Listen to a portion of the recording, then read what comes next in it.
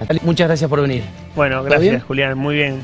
Estamos lejos para darnos la mano, así que va a ser a la distancia. Ningún problema. Gracias por haber aceptado la entrevista. Me quedo con lo último que decía Agustina Fiadino. Una de las novedades de la semana es que el PJ dice: voy a la justicia porque ustedes no pueden tomarse todo el tiempo para definir cuándo votamos. ¿Qué le responde el gobierno al justicialismo? ¿Se lo esperaban? ¿No? A ver, nosotros estamos cumpliendo la ley tiene plazos y los plazos están establecidos, y bien lo decía Agustina recién. El plazo es hasta, depende de las distintas interpretaciones, pero la más benigna o la más exigente, si se quiere, es hasta 100 días previo a las elecciones nacionales, que son el 26 de octubre. Por lo tanto, es muy raro ir a la Corte con una ley que se está cumpliendo, digamos, no hay ningún incumplimiento legal y tampoco se está vulnerando el derecho de nadie, digamos. Nosotros estamos trabajando como se viene trabajando con los plazos que tenemos, y las definiciones se van a tomar seguramente previo a que se cumpla ese plazo. Pero incluso los intendentes ya podrían también tomar la definición propia, si van con la provincia, si van desdoblados. La ley indica que las elecciones de los municipios son desdobladas también, la ley provincial. Por lo tanto, nosotros no entendemos que no hay ningún inconveniente, digamos, no conozco bien el planteo jurídico, pero realmente estamos cumpliendo con la ley, por lo tanto... ¿Se esperaban que el PJ fuera a la justicia con esto? Nosotros, el periodismo tenía algún dato de que se venía eso. No, la verdad que no, pero tampoco nos parece algo importante, digamos. Es secundario, es show. No sé si es show, la ley se está cumpliendo. Me parece que ir a la justicia en un contexto de cumplimiento de la ley no tiene mayor sentido. Pero bueno, ellos habrán hecho su evaluación y esperaremos a ver qué dice la justicia. Nosotros estamos tranquilos porque estamos cumpliendo con la ley, digamos. Y la última en este sentido, o sobre este tema, mejor dicho, ¿está bien que haya tanta discrecionalidad para los ejecutivos a la hora de definir cuándo se vota y cuándo no se vota? ¿No sería, pregunto, ¿no sería mejor que hubiese una ley, un marco en el cual vos votás este día o tenés tal cronograma preestablecido? Porque al final es cierto que el gobernador tiene una disponibilidad de tiempo bastante amplia para ver qué hace, y eso a veces, puede ser el caso de Cornejo, no, puede alinearse a objetivos partidarios. Nosotros tenemos dos leyes, naturalmente electorales, la ley nacional y la ley provincial. La ley nacional indica las pautas de bajo qué contextos se puede definir la unificación de elecciones de todas las provincias. Hay un calendario electoral, cuando se define la fecha electoral, se define el calendario electoral y le da la potestad a las provincias de unificar o no elecciones con nación, que después hay que ver de qué manera. Pero y después fuera de la ley, vamos a la esencia, digo. Está bien, pero eso es una ley nacional y así está, y así viene siendo una ley que no es nueva. Y por otro lado, la ley provincial define fechas, por eso hoy tenemos fechas. La fecha hoy establecida en el calendario, según nuestra ley, es elecciones PASO en febrero para el caso de la provincia, y elecciones generales en abril, y para el caso de los municipios, elecciones PASO en diciembre y elecciones generales en febrero. La ley es clara. Yo no creo que haya un inconveniente, ni me parece que haya que se esté vulnerando ningún derecho. Yo creo que cada uno de los frentes o de los partidos está tratando de ordenarse para adentro, para presentarse de la mejor forma frente a las elecciones que tenemos, y yo no veo un inconveniente ahí. Esto es una cuestión que ha sido de uso y costumbre, y no creo que haya una discrecionalidad que favorezca a nadie ni perjudica a nadie tampoco. Semana que marcó el debut del Consejo de Mayo. Mucha importancia para Cornejo ahí, porque estaba representando las 24 jurisdicciones. Uno de los temas, entiendo que hubo por lo menos 3 o 4 puntuales, uno de los temas es el impuesto a los combustibles y cómo es repartido. El gobierno lo sigue cobrando, pero no lo está distribuyendo de la misma manera que lo hacían otros gobiernos nacionales anteriores. Entonces, eso implicaría un perjuicio para las provincias a priori. Toda esa plata va a un fideicomiso, ¿verdad? ¿Se sabe cuánto nos tendrían que dar a Mendoza si, no sé, si se hace ese reparto, si se logra aprobar el proyecto que quieren los gobernadores? ¿De cuánto nos estamos perdiendo los mendocinos por este esquema Milei del manejo de ese impuesto? Se dieron dos situaciones esta semana. Hubo una reunión de los gobernadores, en este caso estuvieron los 24 representados, en el cual vienen trabajando hace tiempo en esta cuestión específica de los recursos. Y después, aparte, se generó el martes la primera reunión del Consejo de Mayo, que, como bien decís, nuestro gobernador va en representación de los otros 23. Respecto específicamente al impuesto a los combustibles, justamente cuando Alfredo Cornejo era senador nacional, a mí me tocó trabajar con él una ley específica para hacer esa distribución, ¿no? Pero para que lo tengamos claro, cada vez que nosotros cargamos combustible hay una suma fija, que hoy son 400 pesos, que van a distintos fines. La mitad de eso va al ANSES. O sea, eso nadie lo discute, ustedes saben hoy la situación. Perdón, ¿400 pesos de cada cuánto? Cada litro. Cada litro, que son 1.300, bueno, ok, un tercio, ponele. Sí. Porque eso se definió como una suma fija en pesos. La mitad va ANSES. La otra mitad se distribuye en tres finalidades. Una, el sistema ferroviario. Otra, el sistema de transporte automotor, que es los subsidios del transporte. Y la otra, el SISVIAL, que es el sistema de vialidad, digamos, en donde se destina a obra específica. Salvo ANSES, los mendocinos no estamos viendo nada de eso.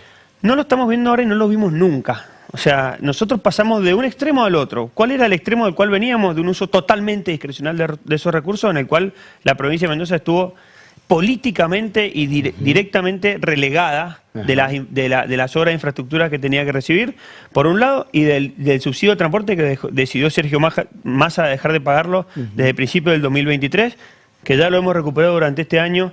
En esta gestión actual nos devolvieron aquello que Massa nos sacó. Perdón, ¿puedo frenar ahí? Sí. Dos cositas.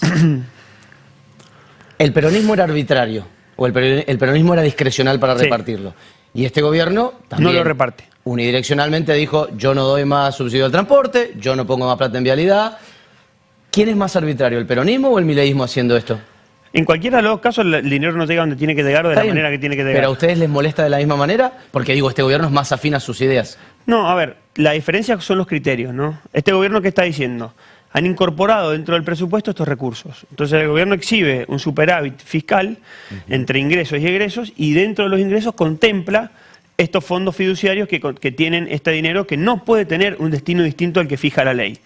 Entonces, en este caso lo que ellos están haciendo es buscando tener un equilibrio fiscal, tener más ingresos que egresos, han llevado adelante un ajuste sobre los gastos muy importante, y dentro de ese ajuste, dentro de ese plan económico de ordenar, equilibrar las cuentas del Estado, es que han tomado la decisión de no utilizar esos fondos. Ya lo sabemos. Bien, eso es un criterio de orden fiscal. El otro era un criterio de direccionamiento y o intento de disciplinamiento político y de uso político de los recursos, en una lógica amigo-enemigo, que para nosotros siempre estuvo mal, aun cuando a nosotros, por ejemplo, durante el gobierno de Macri, nosotros logramos que se termine la Ruta 40 entre las Pareditas y el Sosneado, logramos que se haga toda la costanera nueva, logramos avances importantes, se licitó la variante Palmira, que recién la estamos por inaugurar, se licitó la doble vía que ahora está neutralizada entre La Valle y el aeropuerto, logramos varias licitaciones sobre la Ruta Nacional 7, logramos que se hagan esas inversiones que surgen de este fondo para los combustibles. Después se congeló todo. De hecho, estamos tratando de terminar aquella obra que se empezaron casi 6 años, todas. Y de hecho, imagínense que nosotros en el 2020 se cayeron 2 puentes que todavía no pueden terminar sobre la Ruta 40. Es una vergüenza. Entonces, retomo. Este gobierno, haga lo que haga, lo que hace lo hace ahorrando, lo hace por su disciplina fiscal, que es como su principal mantra, mientras que el peronismo era disciplinador en una lógica de amigo-enemigo. Ahí ya tengo una definición. Pero voy a una pregunta, o mejor dicho, retomo la primera. Se aprueba este proyecto que los gobernadores le van a presentar al Congreso, ¿no es cierto? Sí. Que ayer firman. Entiendo que Cornejo firmó, pero medio que no quiere el proyecto. No, a ver, yo te voy a responder también respecto a los dos escenarios, entre el kirchnerismo y lo que está pasando ahora. Nosotros el proyecto este que te estoy diciendo de redistribución de recursos lo presentamos durante el gobierno de Alberto Fernández. Y hoy estamos trabajando en la misma línea. Pese a que la diferencia es del criterio de lo reparto entre amigo y enemigo o no lo reparto. Y estamos trabajando en la misma línea. Lo único que se planteó, y que lo planteó Cornejo, pero lo plantearon en general los gobernadores de Juntos por el Cambio, que llegaron en el 2023 y que hoy tienen una afinidad por haber estado dentro de algún espacio político con afinidad, es busquemos los recursos porque es lo que corresponde, pero no peguemos en la línea de flotación del equilibrio que viene buscando este gobierno, porque nosotros estamos de acuerdo que tiene que haber orden fiscal. Última sobre este tema. Sí. Lo voy a hacer bien llano. Los gobernadores le dicen a Milei, che, loco, no nos estás mandando la plata, te vamos a hacer un proyecto de ley para que este impuesto se reparta como nosotros queremos que se reparta, ¿ok? Esto pasó el martes. Sale el proyecto, se aprueba dentro de 2 meses. ¿Cuánta plata se le destraba a Mendoza? ¿Cuánta plata más nos va a entrar a partir de ahí? ¿Se sabe? ¿Está medido? ¿Tiene que pasar por la Oficina de Presupuesto del Congreso? Hay 2 se está hablando de dos fondos. Uno de los ATN, Sí. Que son parte de este proyecto, y otro de los combustibles líquidos. Sí. En definitiva, lo que se está diciendo es, tomemos el criterio que se toma para la coparticipación. Para nosotros, cualquier suma superior a 0 ya es mucho, porque en definitiva hoy estamos recibiendo 0 de ambos. Este año recibimos un ATN vinculado a la catástrofe climática que tuvimos con el granizo a principio de año, que afectó sobre todo a la zona sur. El año pasado también un Real del poquito, Padre. ¿no? Sí, El año pasado un poquito también. Que en realidad, si uno lee la ley, el ATN tiene dos finalidades. Una, ayudar o equilibrar económicamente a aquellas provincias que tienen desequilibrios económicos, y la otra es un fondo para emergencias.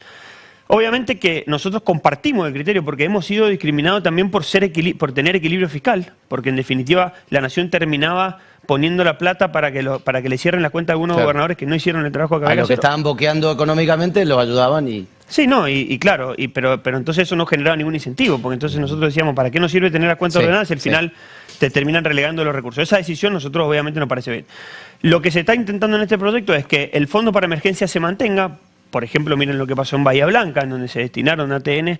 Es necesario tener un fondo que atienda emergencias en cualquier provincia que así lo requiera y que se distribuya el resto. En ese caso, estamos terminando de ver qué es el resto, cuánto correspondería a la provincia, pero entre todo puede que nos corresponda alrededor entre 20, 30, 40 mil millones de pesos al año. Ah, y en el es impuesto una buena plata. Sí, claro Es que algo. sí. Es importante, sí, sin duda. Y en el impuesto a los combustibles líquidos, como te digo, cuando uno desagrega, depende qué vaya a someterse a la distribución de la coparticipación, es un monto que puede llegar a ser similar a ese también. O sea, unos 80.000 al año si se destraba todo esto. Sí. Situación de calle que yo lo hablaba recién, obviamente contingencias es parte de su cartera de Ministerio de Gobierno. ¿Ustedes ven algún tipo de falencia en el abordaje que hace la provincia?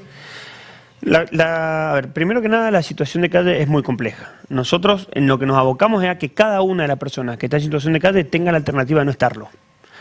Obviamente que si tenemos personas en situación de calle y tenemos personas que deciden no ingresar a los distintos programas que tiene el gobierno, nosotros tenemos que esforzarnos para que eso cambie. Entonces seguramente tenemos cosas que mejorar. Siempre nosotros estamos no las pensando tienen en que individualizadas. Nosotros tenemos abordaje desde distintos lugares, desde salud mental, desde contingencias, desde personas, adultos mayores, desde discapacidad y desde cada uno de los municipios también. Nosotros lo que decimos es, por ejemplo, estas dos personas que fallecieron, una lo hizo en el hospital, intentamos muchas veces que vaya a un refugio, particularmente esta persona tenía un perro. Es la que conté recién. Bueno, no pude escucharte, Julián, porque venía en camino, pero en definitiva se le dio la oportunidad. Nosotros tenemos que saber que estamos en contexto de una persona que es muy difícil, digamos, entrar en la psiquis de esas personas, lo hemos abordado mucho de salud mental, porque nadie decide por sí mismo irse a situación de calle, pero después, para sostenerse en esa situación, se generan cuestiones que están muchas veces vinculadas o a los consumos problemáticos o a diferentes patologías en las cuales el abordaje es muy complejo y lo vienen haciendo bien los municipios y la provincia. Insisto, nosotros le ponemos a disposición, y no solamente que hacemos una nota diciendo el que quiere venga, no, hay permanentemente operativos, se abordan a las personas, se las identifica, se les ofrece los lugares, se le hace un seguimiento médico, y en eso también participan muchas organizaciones, digamos. Última, pero muy breve, sobre tema trenes, sobre tema rutas nacionales. En realidad no tiene nada, no tanto que ver. Voy a rutas nacionales. Fernández Sagasti dice que es un error del gobierno, hasta cuasi delictual, que administremos las rutas que eran de nación. Lo de cuasi delictual lo puse yo, no lo dice Sagasti. Sí, me parece que ella comete un error ahí, un error de análisis, porque ella empieza hablando que nos vamos a hacer cargo de las obras que Nación no hizo, y la verdad que en este caso no es así. Eso es lo que está haciendo, por ejemplo, Kicillof. Kicillof, después de que dijo esto Fernández Sagasti, la semana siguiente dijo, yo me voy a hacer cargo de todas las obras del gobierno nacional. Y bueno, está bien, yo entiendo que ellos están ahí con una interna probablemente, pero no solamente lo que hizo Kicillof. La administración de las rutas nacionales en los tramos urbanos, en los tramos que hemos terminado de definir con Vialidad Nacional, el 95% de la utilización de esos tramos es 100% de mendocinos. Nosotros creemos que hay que... Si son todos los camiones que van por el corredor bioceánico. Pero nosotros no estamos haciendo cargo de la Ruta 7 de Camino Internacional. Ni un tramo, ni un solo tramo. De hecho, ese corredor, el 30 de la semana que viene, el lunes, hay una audiencia pública porque se está licitando. Se está licitando para... ¿El 30? Ahora, el 30 de junio, en la Municipalidad de la Capital, hay una audiencia pública, vienen las autoridades de Vialidad Nacional. ¿Y se va a licitar para un privado? se va a licitar para que un privado haga la inversión ¿De qué y parte? lo recupere. Desde Yaguadero hasta el límite con Chile, pasando por la variante Palmira. O sea, nosotros no hemos intervenido en ruta donde pasan los camiones. Nosotros tenemos, hay una estadística que se llama Tránsito Diario Medio Anual, que la hace Vialidad Nacional y que es muy buena, está publicada en la página web. El último año publicado es el 2023. Pongo dos ejemplos. En el arco de Yaguadero pasan 4.500 autos día. A la altura de Guaymallén son 100.000. En San Martín son 25.000. En la ruta 40, por el ingreso por el sur, obviamente es una ruta de tierra, entran 300 autos por día. En el Valle de Uco ya son 15.000. A la altura de Luján ya son 85.000. Cuando llega a San Juan son 4.000. Los tramos de ruta que nosotros hemos decidido intervenir son tramos que utilizan 100% los mendocinos. Es por 36 meses, creemos que hay que arreglarlo. Y estamos en paralelo buscando, si nosotros recuperamos finalmente el impuesto a los combustibles líquidos, bueno, vendrá el recurso por ese lado. Y si no, estamos también solicitando la posibilidad de recuperarlo a través de un peaje. Gracias, Natalio, por haber venido. Bueno, muchas gracias a ustedes por la invitación. Natalio, quedaron muchas preguntas, obviamente, pero bueno, con gusto, el tiempo para cuando es quieran. lo que, sí, siempre muy cordial con nosotros. El ministro de Gobierno de la provincia, Natalio Memas, habló sobre varios temas, pero hay muchos más en Séptimo Día a la vuelta de esta pausa. Quédate.